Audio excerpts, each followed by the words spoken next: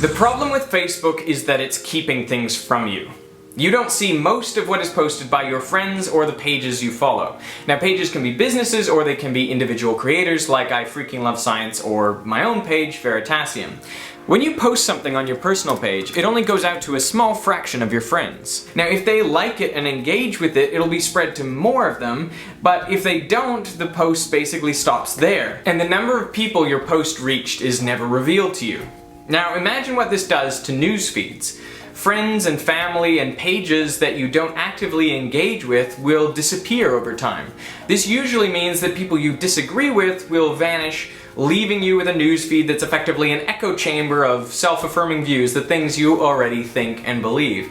And don't you think it's possible to see a post and like it or find it interesting without having the need to actually like it or comment on it? I mean, it seems weird that you need to put out there every view. You need to make that an active choice. You know what posts people like most of all?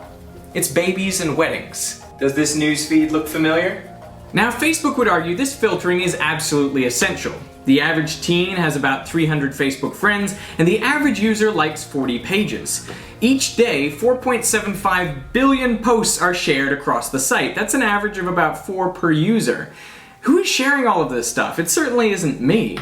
But that means that if you were to log in once per day, you could be exposed to up to 1,500 posts. Okay, so clearly some filtering is required. The problem is Facebook is using its filtering power in order to make money. Now, just to use myself as an example, over 109,000 people have liked my page. Thank you to those who have done that. But the last time I shared a video on there, it only went in the news feeds of about 9,000 of those people. This continues the downward trend in numbers I've been seeing. In a recent fact sheet, Facebook stated, "We expect organic distribution of an individual page's posts to gradually decline over time." That means they are actively restricting the reach of posts from people like me in order to force us into paying to reach the people who have already indicated that they like what we do. It doesn't make sense for independent creators like me, or for charities or nonprofits, or for individual users like you. I mean, did you know you could pay to promote a personal post? Like that time that Bill Nye taught you how to tie a bow tie? Yeah, $7 more, and more of your friends can find out about that. That to me seems crazy and desperate. Take a second and think about this. On YouTube, creators are paid for every view of their content, whereas on Facebook it's the opposite. Creators actually have to pay for views. How does this work? Why in these two seemingly similar situations does the money flow in opposite directions? Well, I've got 3 ideas. First, people go to these sites for very different reasons. They go to YouTube to be entertained, to see cool new things, and to learn. In contrast, on Facebook, they go to catch up with friends and families, to share pictures and messages, so family and friends are really the main draw. Now, second, on Facebook the interaction with posts is very brief, so it's difficult to say how much a great page like Science Alert or I Freaking Love Science actually brings people back to Facebook. Undoubtedly they do, it's just very difficult to quantify. In contrast, on YouTube, every view happens for minutes on a particular video, and the amount of revenue generated is known, so it's easy to identify how much value is created with every view. Third, and perhaps most important, on YouTube the roles of creator, advertiser, and viewer are distinct. The creators make the videos that the viewers want to watch, the advertisers make the pre-rolls and the banner ads, and the majority of viewers are not also creators.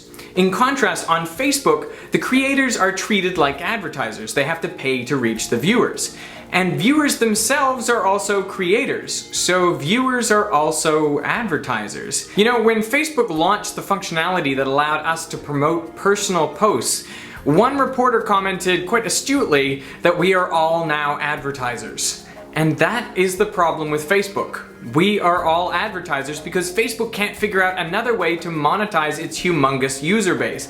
I mean, people don't click on those sidebar ads because, well, they don't come to Facebook to shop for things. The click-through rate is only about 0.05%. Compare that to 2% for Google ads. Well, that makes sense because people actually go to Google when they want to buy things. The result of Facebook's business model is a misalignment of incentives. Users just want to see the best content out there, but increasingly they're just being shown the content from the highest bidder. The main organically shared posts are going to be the ones that appeal to the lowest common denominator.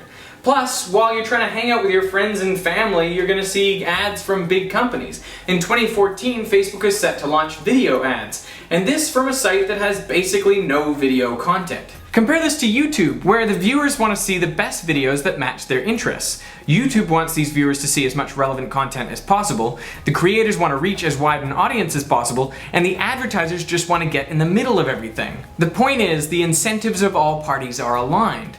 In 2013, YouTube made over $5 billion, most of which was paid back to the creators, the very people who make the site worth visiting. Facebook made $7.5 billion, but that all went back to the company and shareholders, not the people who make the great content, who are mainly your friends and family. I think this is a cautionary tale. The beauty of social media is that it's the user who gets to control the content and who they interact with and how.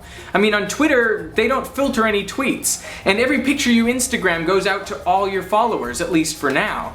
But Facebook has taken control of what its users see in order to make money from them. And I think that's a problem because of the way it's changed the incentives. I mean, Facebook has this ongoing incentive to restrict more and more the organic reach of posts in order to force people to pay to promote them. And I think that really changes the ethos of the site. But what do you think? I really want to hear what you guys think about these aspects of social media and whether you've seen a similar thing to what I'm seeing.